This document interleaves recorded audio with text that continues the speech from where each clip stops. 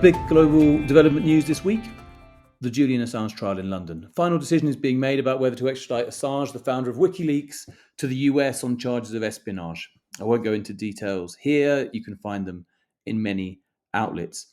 Now, you might be thinking, what's this got to do with global development and cooperation? It hasn't appeared in the sector's media outlets, despite being front page news in mainstream publication.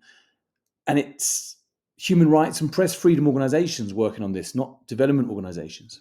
But if you care about global development, you have to care about civil liberties. We don't know as much as we would like to about what makes better, fairer societies. It's a complex problem. But one thing we know for sure is that civil society and freedom of expression need to be nurtured for two reasons. One, holding powerful countries to account for their wrongdoing. And two, holding the powerful in all countries accountable for their actions as well. So let's take them in turn. Has it ever been more obvious, as we watch the continued assault on Gaza, that Western power, and in particular US power, has to be kept in check? That's precisely what Julian Assange and WikiLeaks were doing, working with The Guardian, working with the New York Times and others, when they published details of war crimes and human rights abuses in Iraq and Afghanistan. What would we like someone in the Pentagon to do in the future if they see evidence of war crimes or human rights abuses? Or look at Israel now. What would we like Israelis to do if they held evidence of crimes in Gaza? Obviously speak out, feel that they are able to, that the justice system has them covered. The possibility of increasingly autocratic rule is clearly one of the biggest risks we face as a world, the gradual reduction in our civil liberties as leaders see how far they can erode them. We have to consider not just how the Assange precedent would be used by liberal presidents and prime ministers, but how it would be used by a leader like Trump. If Assange is extradited, any journalist anywhere in the world with information the US government deems confidential could suffer the same fate. I would think twice about publishing this kind of information if I had it, wouldn't you? So the US's job is done. Silence about war crimes, torture, corruption is maintained. I think in other circumstances, in other countries, Assange would be treated as a hero, just like Chelsea Manning, who, by the way, was pardoned 7 years ago by Barack Obama, making this pursuit of Assange even more exaggerated. Look at the way the Western press has lionized, in my view quite rightly, Alexei Navalny for his brave stance against Putin's authoritarian regime in Russia, leading to his death in custody last week.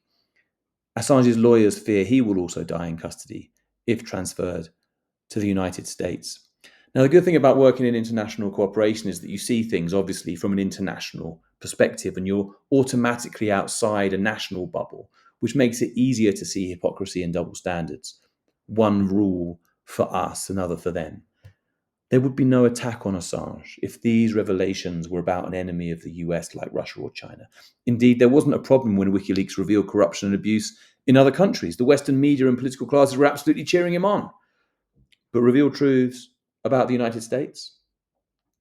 So that's the first reason. We need to be able to hold the most powerful countries in the world, like the US, to account for their actions. And this case doesn't just carry on with criminalizing whistleblowing. It actually breaks new ground in silencing journalists. It makes things worse. The second reason is the example it sets for other countries. As someone who's been happy to criticize the West throughout my career on a range of issues, from invasions to economic self-centeredness, I'm aware that today in 2024, the West is one of the bastions of something we should all hold very dear: freedom of expression, the right not to be oppressed by the state.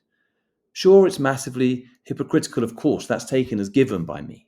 But Western countries are today the best example of freedom of expression that we have. I remember arriving in Colombia years ago to lead Christian Aid's work on human rights and displaced communities. And it's a really complex context, obviously.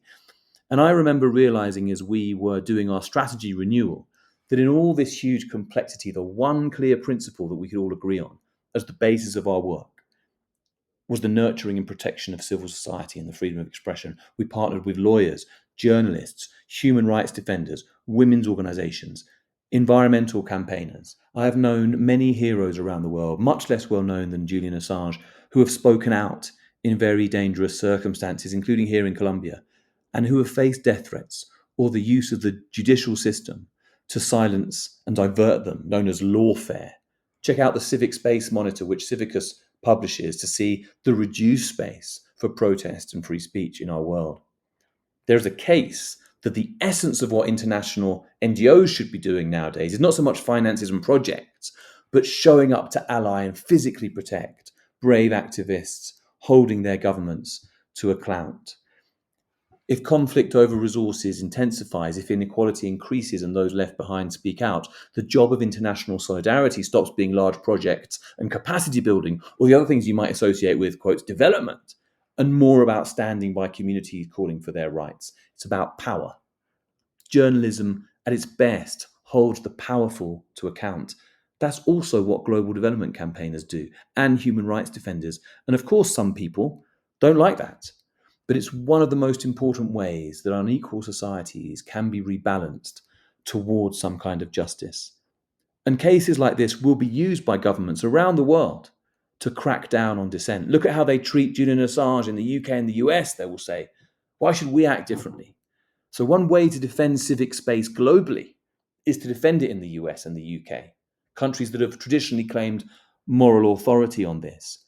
If not, how can they credibly be part of global efforts to increase civil liberties? In so many ways, we are at a critical juncture in global development and cooperation. We are building the 21st century as we speak. We're not subjects. We are citizens. We are not to be managed and commanded by political elites. We need to be the ones choosing who governs us and how.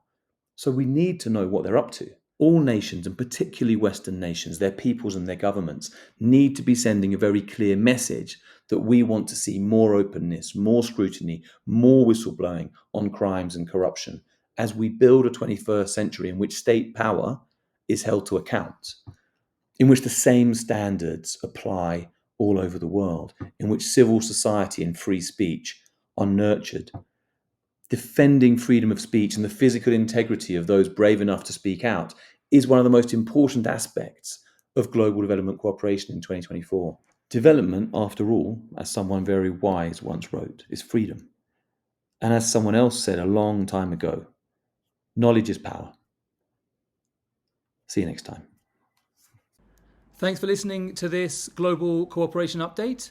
It's available on video, on podcast, and also actually in a written version, which you can find on Medium.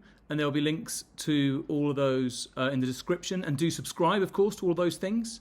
If you want to learn more about Global Nation, then you'll also find a link somewhere.